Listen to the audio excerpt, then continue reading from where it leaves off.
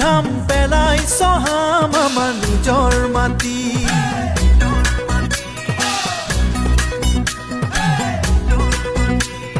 হাতে কামে কৰি আগুৱাই যাম হোম স্বাৱলম্বী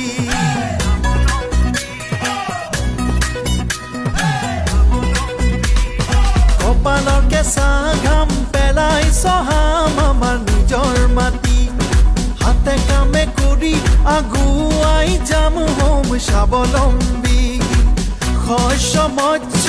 গোপালন কৰ্ম সংস্কৃতিৰ নৱজাগৰণ শস্য মৎস্য গোপালন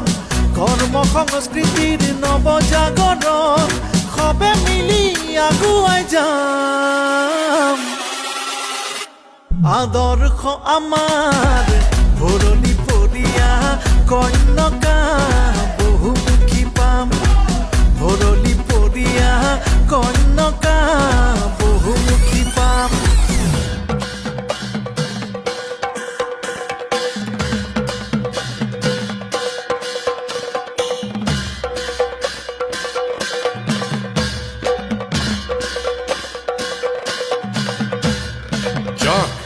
জাগ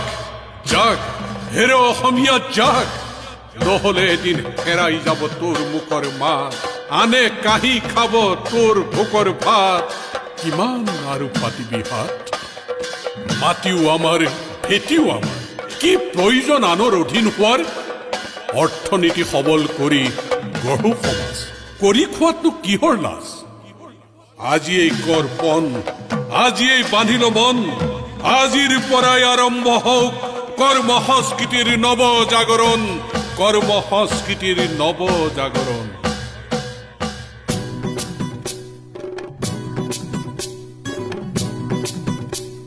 ভাষা সংস্কৃতি ৰাখিম ধৰি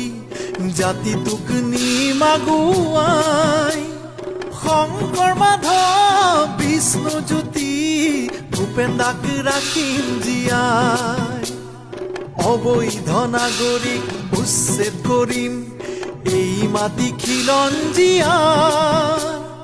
কথাৰে নহয় এবাৰ কৰ্মৰে দিম পৰিচয় অসমীয়া পথাৰো আমাৰ বজাৰো আমাৰ মাথো আমাৰ অধিকাৰ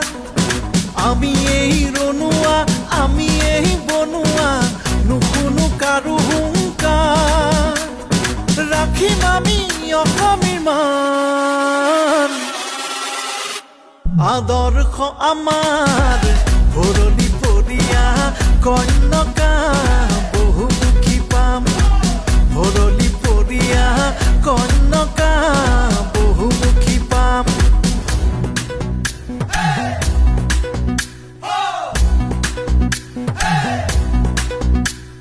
জাতিৰ বাবে দেশৰ বাবে দহৰ বাবে আদৰ্শ হৈ